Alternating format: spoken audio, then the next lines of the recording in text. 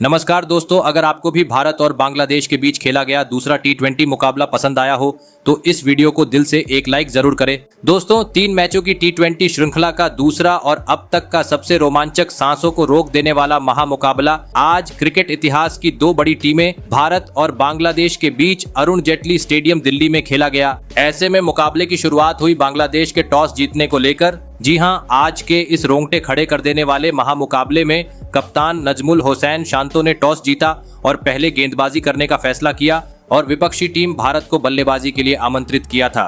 फिर मुकाबला शुरू हुआ।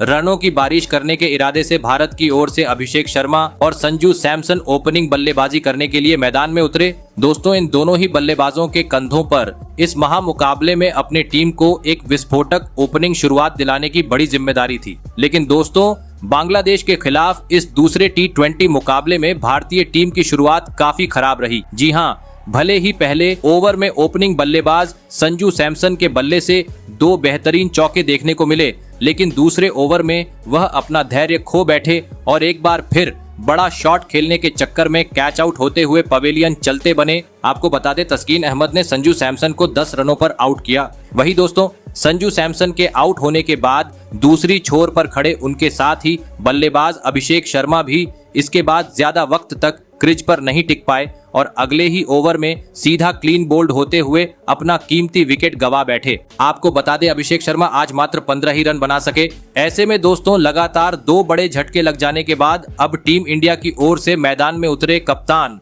सूर्य कुमार यादव और युवा खिलाड़ी नीतीश कुमार रेड्डी। दोस्तों, विकेट गिर जाने के चलते अब पावर प्ले होने के बावजूद मैदान में खड़े दोनों ही बल्लेबाज काफी संघर्षपूर्व बल्लेबाजी करते हुए धीमी गति से रन बटोर रहे थे, जिस कारण दोस्तों दबाव बढ़ता गया और इसी दबाव का फायदा उठाया मैच का छठा ओवर लेकर आए मुस्तफिजुर रहमान ने, जिन्होंने ओवर की तीसरी ही गेंद पर टीम इंडिया के महत्वपूर्ण बल्लेबाज सूर्य कुमार यादव को कैच आउट करवाते हुए भारतीय टीम को तीसरा झटका दे दिया।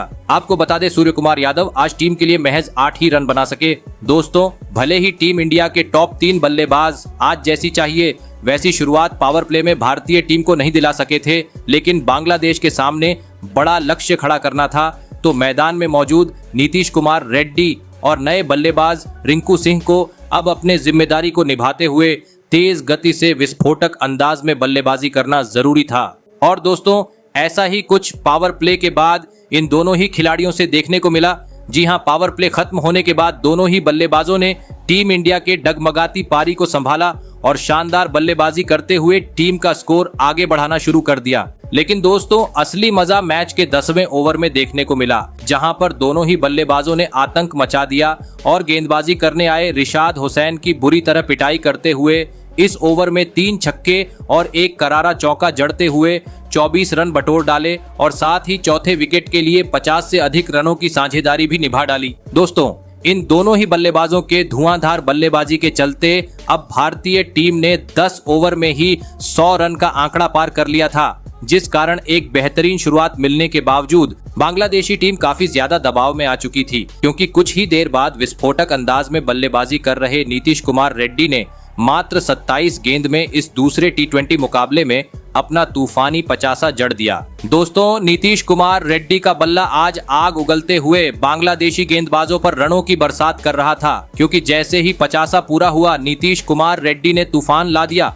और अगला ओवर करने आए मेहंदी हसन के पर खच्चे उड़ाते हुए इस ओवर में 2 आसमानी छक्के और 1 करारा चौका जड़ दिया। लेकिन दोस्तों, तभी 2 ओवर बाद गेंदबाजी करने आए मुस्तफिजुर रहमान की बेहतरीन गेंदबाजी के सामने वह बड़ा शॉट खेलने से पूरी तरह चूक गए और कैच आउट होते हुए अपना कीमती विकेट गवा बैठे।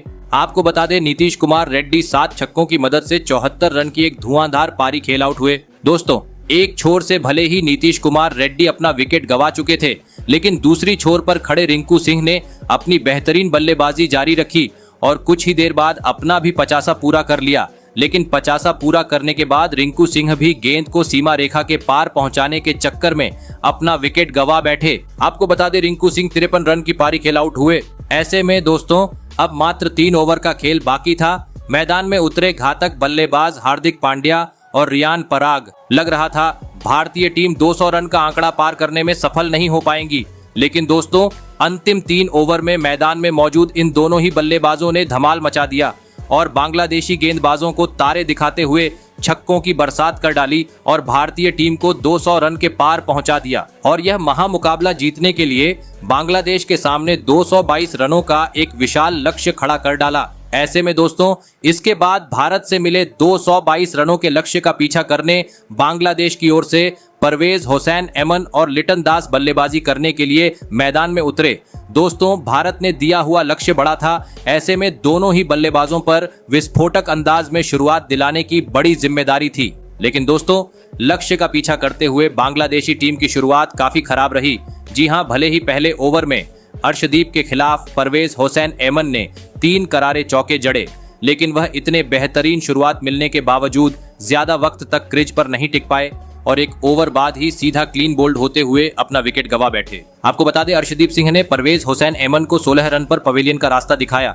ऐसे में जल्दी ही पहला विकेट गिर जाने के बाद मैदान में उतरे बांग्लादेशी कप्तान नजमुल हुसैन शांतो और आते ही 2 तेज तर्रार चौके जड़ते हुए उन्होंने अपने पारी का आगाज कर दिया। लेकिन दोस्तों भारत की घातक गेंदबाजी के सामने वह भी ज्यादा कुछ खास कमाल नहीं कर पाए और मैच के 5वें ओवर में वॉशिंगटन सुंदर के खिलाफ गेंद को सीमा रेखा के पार पहुंचाने के चक्कर में हार्दिक पांड्या को एक आसान सा कैच थमाकर अपना विकेट गंवा बैठे। आपको बता दें नजमुल हुसैन शांतो 11 रन बनाकर आउट हुए और दोस्तों जैसे ही बांग्लादेशी कप्तान पवेलियन लौटे बांग्लादेश का बल्लेबाजी क्रम पूरी तरह डगमगा गया। जी हां, और इसके बाद मैदान में मौजूद लिटन दास और नए खिलाड़ी तौहीद हृदय भी इस संकट की घड़ी में टीम के लिए कुछ खास प्रदर्शन नहीं कर पाए और अगले 2 ओवर के भीतर सीधा क्लीन बोल्ड होते हुए अपने विकेट गंवा बैठे। आपको बता दें लिटन दास जहां 14 रन बनाकर पवेलियन लौटे तो वही तौहीद हृदय आज मात्र 2 ही रन बना सके।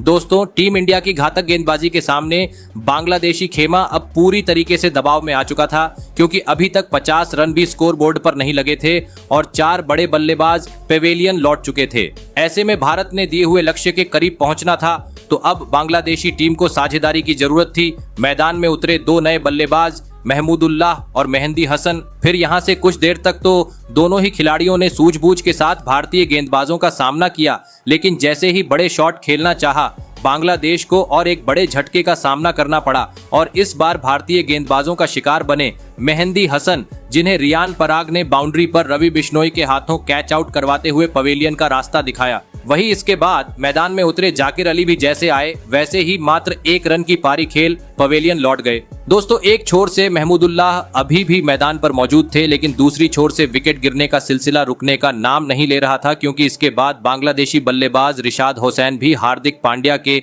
एक जादुई कैच का शिकार बनते हुए अपना विकेट गंवा चुके थे। ऐसे में दोस्तों अब महज अंतिम 4 ओवर का खेल बाकी था और अभी भी बांग्लादेशी टीम को 111 रनों की जरूरत थी, जो यहां से हो पाना पूरी तरीके से नामुमकिन लग रहा था। भले ही एक छोर से महमूदुल्लाह हर ओवर में कभी चौका तो कभी छक्का जड़ रहे थे, लेकिन दूसरी छोर से उनका कोई भी साथ नहीं निभा पा रहा था और अंतिम ओवर में महमूदुल्लाह भी बड़ा शॉट खेलने के चक्कर में अपना विकेट गंवा बैठे।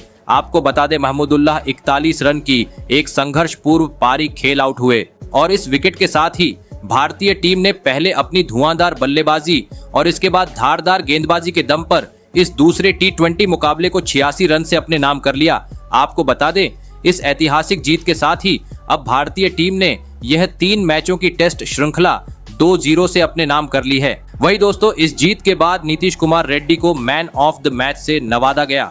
तो दोस्तों आपको कैसी लगी हमारी ये वीडियो कमेंट करके जरूर बताइएगा। धन्यवाद।